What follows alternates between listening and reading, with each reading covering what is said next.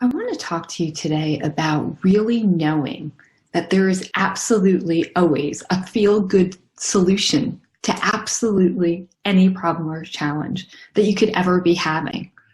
And the great news is this is really true because some of you could already sense and feel what is she talking about? There isn't a feel good solution to any problem and challenge.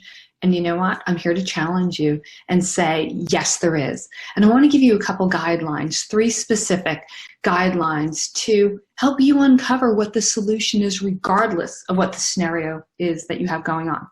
Sound good? Okay. So first, you got to know that there's always a solution. How do you do that? Truthfully, it's faith in the beginning. It's the belief in the unseen. It's the belief that something inside of you is aligned to, I would love for there always to be a feel-good solution to any problem or challenge.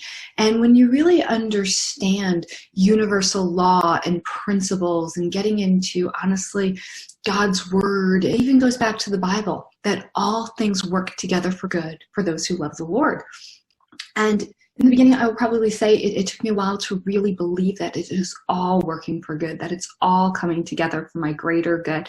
And what I can tell you is sometimes, even when it looks like this is not a blessing, this is a nightmare, this is a huge problem, this is a huge challenge.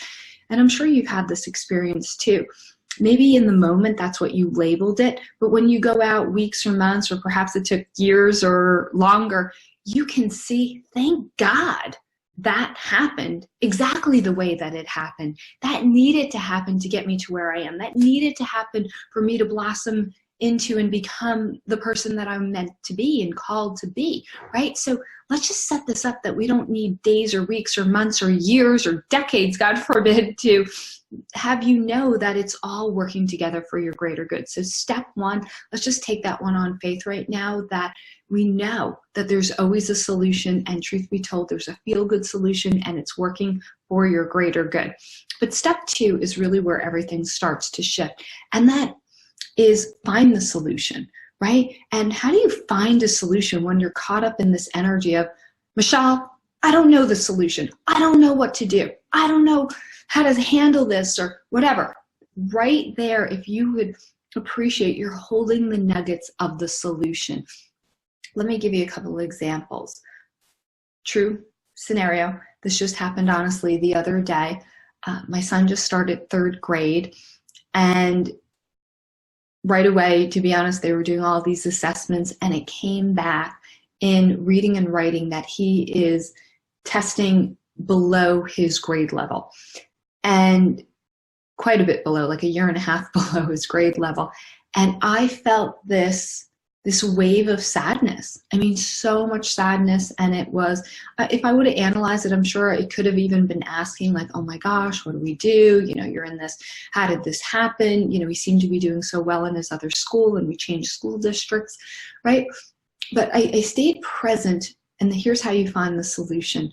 I stayed present to the strongest emotion that I had, and it was such sadness. Like my heart hurt because I was feeling so much sadness for him, and you know, what was this going to mean, and you know, getting him extra help. And I could see, you know, it's reading and writing, and that they're not his favorite subjects, and how to make it more fun, and all these different things to catch him back up.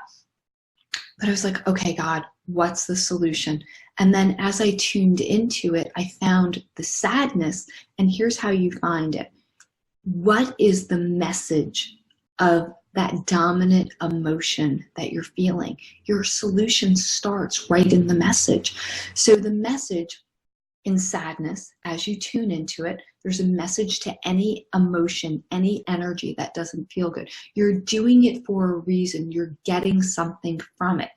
So I tuned in and I found the sadness. I was like, what is the message here? And I realized I was sad, but what I really wanted, sadness was a cry for love. And as I tuned into this cry for love, for a moment, it literally made me cry, right? And then I'm going, it's a cry for love. that's what I want. That's the solution. And I started filling myself up with love. I started filling my son up with love. I started filling his teacher up with love in his classroom in this third grade experience with so much love. And in that love, I really got, thank goodness this is happening. Thank goodness, we're catching it now. Thank goodness it's all working together for the greater good. It's such a blessing. And, that really prompted, okay, great, we're going to meet with the teacher. And last night I had parent-teacher meeting, and it was like, okay, we're just going to focus on the solution here. And the solution and the outcome is for my son to thrive in third grade and for him to fully enjoy it.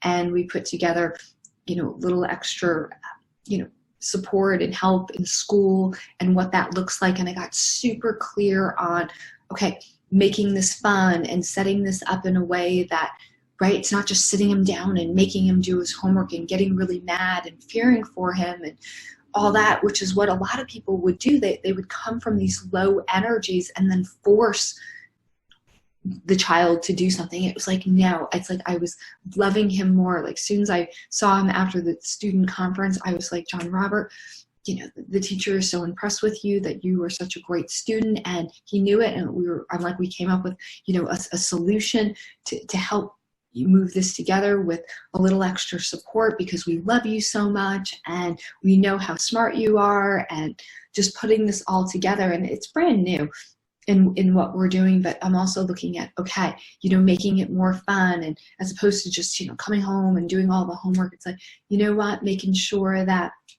he's hydrated. He has, great healthy snacks that he can munch on, that, we have some ideas about, because part of it was reading comprehension, of reading and then going for a walk and talking about it, and just, making it more fun. But the solution I want you to get, as I was finding it, came from, what is sadness?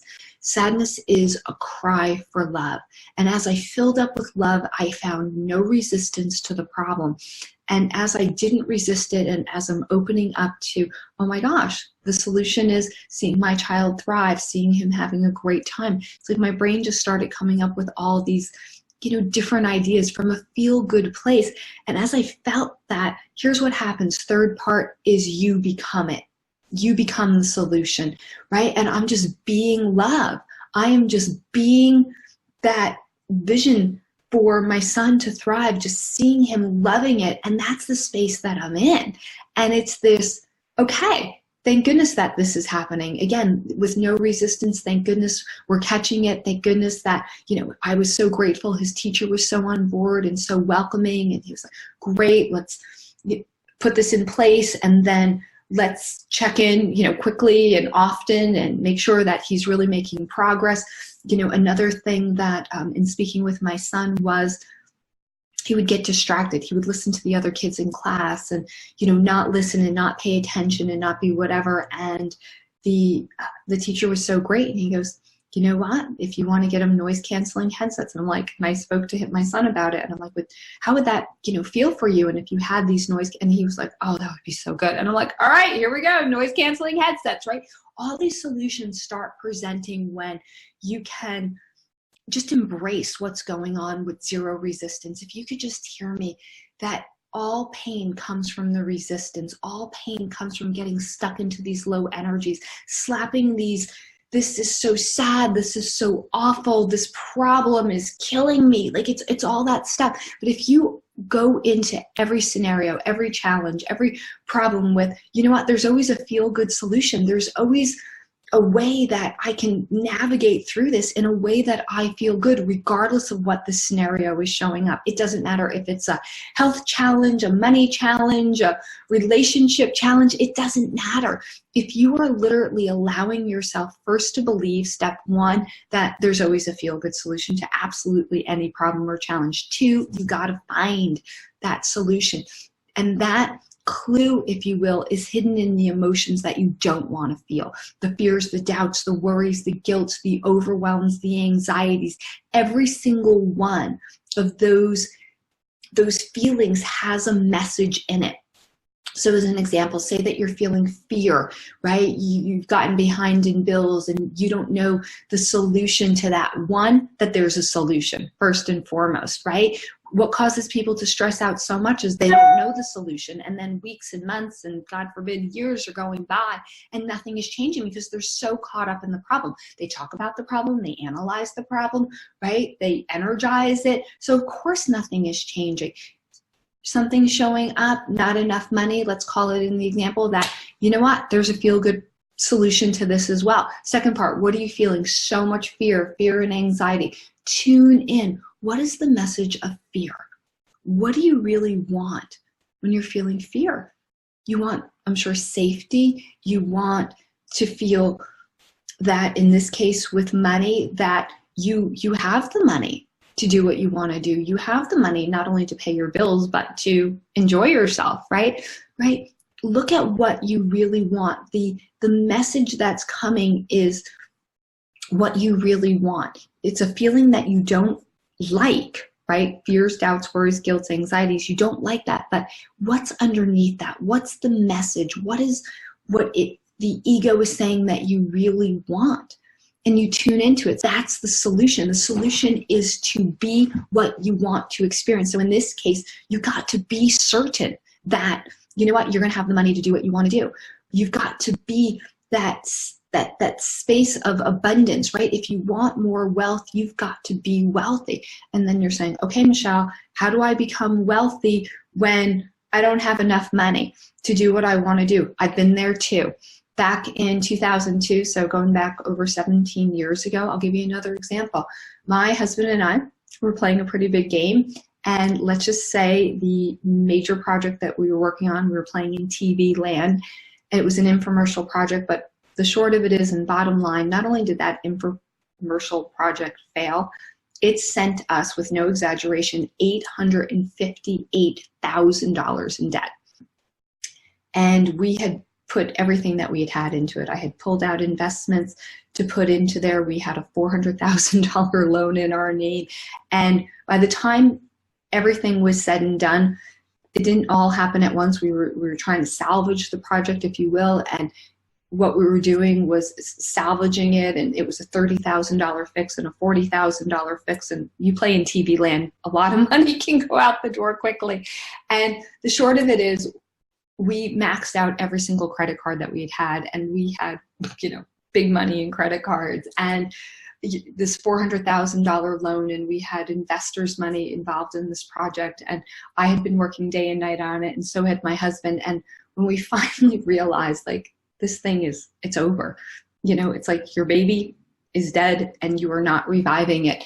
And it was beyond heartbreaking, but what was so scary is we had nothing. We did not have any resources left financially, and we weren't making any money because all of our energy had gone into this company, into this business, and it got so bad. I mean, it got so bad that I didn't have money to go to the grocery store. Seriously, I would take like $20, $25 to shop for 2 people for the week. And you can't get a lot on that. I mean, we were seriously living off of like ramen noodles and, the cheapest canned stuff that I could find. And it was like this crazy time in my life, and it was so bad, and I was so stressed, and I was so overwhelmed, and I'm not exaggerating. I was literally pulling out chunks of hair. Like, I would like pull on my hair somehow, this crazy thing, and then I look down and have clumps of hair in my hand going, oh my God, like I really have like a problem, like a big problem here. And I was not sleeping, and I was freaking out. And, for months and months, 9 months to be exact, we were in this dire straits. I don't even know how I was getting through the day. And it got to the point, and I was only 35 years old, thank God, and I was fairly healthy, but it got to the point where my heart was hurting so much. And literally I felt, if I don't stop this, I'm going to have a heart attack. Like, that's how much my heart was hurting. And I didn't almost realize it at the time, but I was walking around going, this is going to kill us, right? Like, And it was, energetically, it was, because that's all I was doing was focusing on the problem. I did not see a solution. I did not know that there was a solution. And I was deep, dark energy into the problem.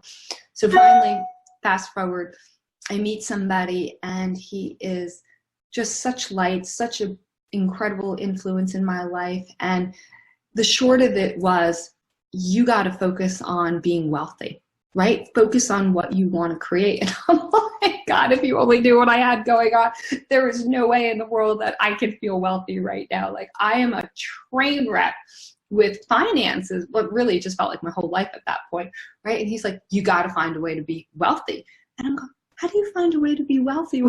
You can't even afford bills, creditors are calling like all the time. Like, I was scared to answer the phone. And be wealthy, be wealthy. How do I be wealthy? You know, which is really this find the solution, be the solution portion of it. And so literally here was my only thing that I knew to do was I started picking up pennies. I started picking up nickels and dimes and quarters and holding them like, you know, they were $1 million. And, you know, my brain would say, Michelle, it's a stupid penny, right? But energetically, I started to understand that if I could allow myself to feel wealthy, if I could breathe into this penny, this nickel, this dime, this quarter, that it's just the beginning, that the windows of heaven are opening up, that everything that I touch prospers and succeeds. And I will tell you, in the beginning, it felt like I was choking on those words, right? The windows of heaven. There is no windows of heaven.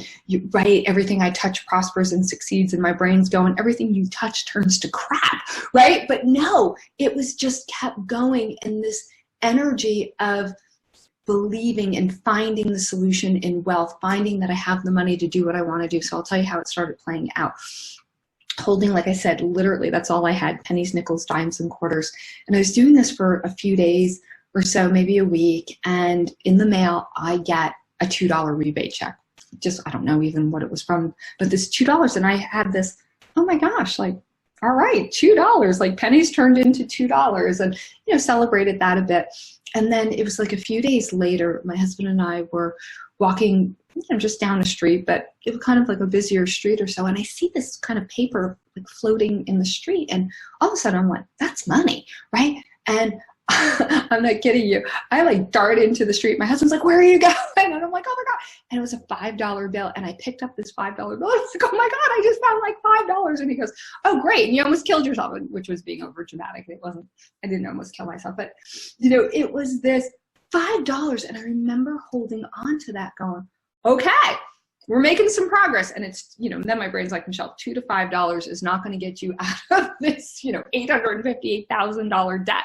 But energetically, it was progress. And then honest to God, I went on to find within like a week or two after that, $40, like two $20 bills, like folded up. Someone literally just dropped it like on this pathway that I was walking on. I'm like, oh my gosh, like I'm feeling more wealthy. I'm focusing on wealth every single day. I'm believing that somehow, you know, money is flowing to me from all these avenues of, you know, I don't even know where, and I don't even care where it comes from at this point, but just open to receive from all sources. And my energy was literally like, okay, God, what else? Where else? Where else am I going to find abundance? Because I'm starting to have these experiences, right? And then this sounds crazy, but it's so true. I literally found $100 bill, like $100 bill. And I was like, what? Like, okay. Like, and every time it's like the money was, you know, coming more. And I'm like, okay, God, like, you know, am I going to find $1 million? Is someone going to leave $1 million on my doorstep? Like, I don't know how it's going to come up, but I was starting to develop this wealth and this energy and this excitement with money that, okay, somehow, and you know, creditors are still calling. I still barely have any money for food shopping, you know, at this point, but it was like, believe in the wealth, believe, find that solution, be the solution part of it. And we did, it's like we started attracting different clients, and we started to, you know, different, you know, deals were closing. And then it was, you know, it wasn't just $100, it was, you know, thousands and a couple $1,000s. So seriously, within like a month's period of time, I felt like a different person, right? And I was more focused on, okay, where's the money coming from? What else today is going to happen? And some days, nothing. Absolutely nothing happened, but it was just this positive anticipation, you know, putting my faith into motion, believing that, you know what, there's this feel-good solution to absolutely any problem or challenge, right? I knew that. I had to find the solution, which I did. I knew the answer was be wealth, right? Focus on the money that was coming in, focus on what was working, focus on, okay, what more can be going on? And I just kept being what I wanted to experience in spite of the outer world. And I'll tell you, I got so connected to the wealth that what happened in my mind at one point is, $858,000. And I mean, I was feeling like it was bigger than I was, and it was overwhelming. And, as I said, at times it felt like it was killing me. And then there was this moment, and I'll always remember it. I was walking to this little gym that I used to go to, and I went to open the door, and I literally was talking out loud to myself. And I'm sure you've done that too, right? I'm not the only one, but I was talking out loud, but I literally heard myself say, Michelle, like, what are you worried about? Like, this $858,000, it's not even a lot of money. And my brain went, oh my God, did I just really say that?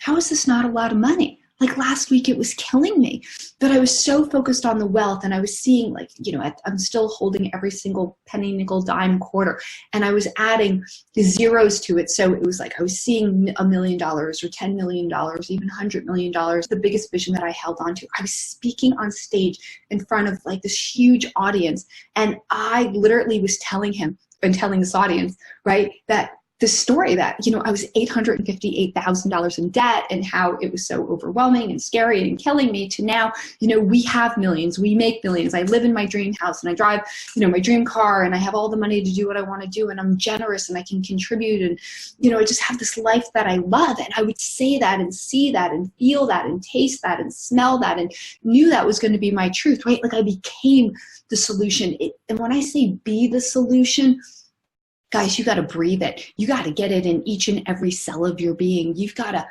know that this is your future, right? Like, with my son and that story, it's like, I know my son is such a leader. I know my son is a spectacular being, and this man that is gifted and talented and strong. And it's like, I already can see, looking back on third grade, like, oh yeah, that was like that crazy year that we got this, like, you're behind. But it just, like, it kicked us into being more of who he was, as opposed to just kind of coasting through the year. And it's just like, I'm filling him up with how great he is, and what a leader, and he's meant to do great things, and that he's so smart, and that he's so talented. And I don't know if I would have kind of, if you will, poured that much into him if this assessment didn't come back where, he's behind, right? So it's a blessing, and I'm becoming more of who I want. So fast forward, this whole thing, $858,000, and I'm like, it's not even a lot of money. And I got it so in my mind that, oh my God, like, I can't even wait to see, like, the miracle and the solution and what turns this around, that I got to the point where it's like, thank God we're $858,000 in debt. I didn't realize I was part of the problem and worried about money all the time. Now I'm like so part of the solution and being the solution, right? And I'm like really in this mindset. And, I still have her. She's one of my best friends still to this day. And, I'm kind of telling her this whole shift and what's happened in my mind. And she said this, and she meant it so, so lovingly.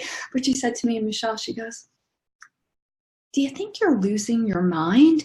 Right? Because she was so concerned that I was overwhelmed, and she knew the amount of money of debt that I was in. And now I'm like, I don't even care how much it is. It's like this blessing. And she's just like, wow, and wow, right? And she goes, do you think you're losing your mind? And I really sat with that for a moment, and I said, you know what? Yes, I am. And it's the greatest thing that can happen to me, to you, to anyone. It's like, I'm losing, as I call it now, my little pea brain. I'm losing this point of view of like, it's just this, and that money was so much bigger. It's like, I saw it from like, it's not even a lot of money. And this is opening us up to play a bigger game. And of course, the universe had to give me an $858,000 debt to realize that, I'm meant to play with millions. I'm meant to play a much bigger game. And that's so the gift that I got out of it. That was just the beginning of, oh my gosh, who cares if this? And not only, so here's the miracle. We had this mentor that we were working with at the time, and it was a business debt. I mean, I didn't go shopping and go $858,000 in debt. And when he really got like the energetic, how abundant we are, and how like we were so blessed and that this had happened and that we were going on to play different things. Like he really said, like, you got the lesson. You got the lesson. You don't need this debt. You don't need it to grow you, to expand you anymore. And it was a business that we were doing together. And here's the miraculous miracle on this. He wound up literally taking over this whole business. We sold off the business to him, and he just believed that he could make it, very profitable and, sell the products and stuff, because it was an infomercial. We had a lot of products that went along with it. And we wound up selling off everything, all the rights, absolutely everything, for literally $1. And he took everything. He took all the debt from it. He took absolutely everything. And I mean, we were back to ground zero, and, we had absolutely nothing, but we were in such a wealth consciousness that my husband and I went on to make over $400,000 that following year, which is more than we had ever made. I mean, combined income, we were about 200 at best, right? So we went on to more than double that. And here's the biggest thing I want you to hear from this little recording, this takeaway, is it forever changed the imprint inside of me. It allowed me to know that no matter what is going on, that there's always a feel-good solution to absolutely any problem or challenge. It allowed me to welcome anything that's showing up in my life as it's here to bless me.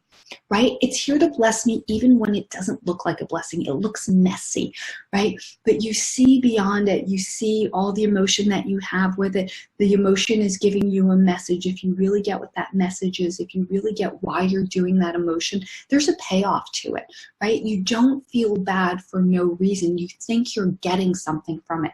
So let's go through a couple more. I won't go through all these stories, but if you're in worry, right, that's a very common energy to be in. Like, what do you want from worry? What's the feel-good solution from worry? I'm here to tell you, it's love. You want love, and the other one that goes hand in hand with that is smart. You want to be smart. So why do you worry about something? You worry about maybe someone that you love, someone that you really care about, right? Why do you worry? When you really get to it, it's because I love them. I care about them. So the message, what you're getting from that, and what you want to get out of that, I should say, is love. So instead of worrying, and it's not going to get you anywhere, trust me, none of these worries, fears, doubts, guilt, overwhelms, none of those emotions are going to create your solution, right? But you go, oh, what am I getting from this? I want love. That's what I want. That's the solution, is love. Now you got to be the solution, right? So know that there's always a solution. Find the solution that's covered in the low energies, the emotions that you don't want to feel, the experiences that you don't want to feel, right? That's why we're going through several of them. And then be it. Be love, right? So instead of worrying about, say, your child, right? And like, oh my gosh, and oh, is he going to be okay? You wrap your child in light. You wrap your child in love, right? You see them, like I was saying, with my son, you see them succeeding. You hold the vision for what it is that they want, and you become that. You move towards that. You take the actions that create that experience that you want to create, the outcomes that you want to create, right? The other thing is to be like, oh, well, I'm not worrying about something. I'm worrying about bills. I don't want love. What do you want? Why do you worry? Because a lot of you think, oh, it's smart, right? Some of you're not very good stewards of money. Let's be honest. So you start worrying. You start worrying that, oh, can I really do this? Can I really take this on? Well, what do you want? You want to be smart. You want to use your wisdom, right? And you got to tune in, and you got to check in. If you're buying something and you're like, you're so worried if I could make the payment before you buy it, check in and say, do you know what? Am I feeling smart about this? Am I feeling that I'm using my wisdom? Do I feel like this is really going to move me towards what it is that I want? And I'll tell you, it's not always logical, because I had done things where it was so, remember years ago I joined a mastermind, and mastermind was a $50,000 mastermind, and at the time, because I had had my son and I had taken off some time, I wasn't even working. I wasn't making one dime, right? And I thought my husband was just going to kind of write the check for me, because that's what I wanted to do. And he was like, no, we are not playing that game. And he didn't want me to join it. And it was kind of cute. But he has a wife that, as I tuned into it, it was like, no, that's what I really want. And that's what I'm going to do. And he pretty much said, well, if you're going to do it, you got to find a way to pay for it. And I said, I will. But I didn't know how. that was a little fun thing, right? And he also said, well, you can't use any of the credit cards that are in my name. I don't want to be associated to this at all. And I was like, that's not very nice. I've been married to you half my life. But anyway, I was honoring that. And I was like, okay, God, you know what? You put this in my heart. There's got to be a solution. What's the solution? And truthfully, I can tell you back then, I didn't know what the solution was. And I was praying and I was meditating and I just kept going up to, you know what, God, there's got to be a solution. There's got to be a solution. And I'm looking for the solution. I'm being wealthy, right? I'm opening up. And then literally, and this is how it happens, these insights, these flashes, this something pops into your mind. And what was the solution? I was like, wait a second. Before I was ever married, I worked for corporate America. I had an IRA. What the heck ever happened to that thing? I don't think I ever cashed that out. The short of it was I had some couple, you know, I don't know, it was like 15 something thousand or whatever in IRA, and it was all in my maiden name. Right? And I found it, and that gave me the first few months to get going. And I was like, that's all I need, then I'll make the money. And that's exactly what happened. Right? It was just this, you know, I just needed something to get going. And then I started getting my business up and running. And then boom, I started like not only paying, it was $4,000 a month, right? This is what I was more than that. It was like, it's almost $4,200 a month, right? So I had the first couple months, 3 months or so. And then it was, I had to start making money to really cover that payment. And I did. And that was just okay. There's always a solution. If you stay focused, I promise you that there's a feel-good solution to absolutely any problem or challenge. I guarantee you that you will find it. And I encourage you to use this as a challenge for yourself, right? When your brain is saying, this is not a blessing, there's no feel-good solutions to this particular challenge, to stop yourself. Because that's the story that you're creating. And let's not put that label on to whatever experience that you have going on. Literally pull back, and even if you soften it by saying, well, what if there was a solution? What if there was a feel-good solution to this? Like, what could it be, right? What am I feeling? I'm feeling, you know, worried. Okay, what am I really getting from worry? Okay, I want to feel smart. I want to feel like there's the solution. I want to use my wisdom. Okay, what is this? Be what I want to be, right? Be what you want to experience. If you want love, be love. If you want wealth, be wealth. If you want health, be health, right? Be what you want to experience. And as you're doing that, you're going to realize you'll start thinking differently. Doors will start opening. You'll attract new people, new resources all around you. And I promise you, you will soon become a fast believer like I was, that there's absolutely absolutely and always, is what I was really going to say, absolutely and always a feel-good solution to any single problem or challenge. And I just encourage you to take that on. My name is Michelle Humphrey, and I'm so honored to share this truth teaching with you. Namaste.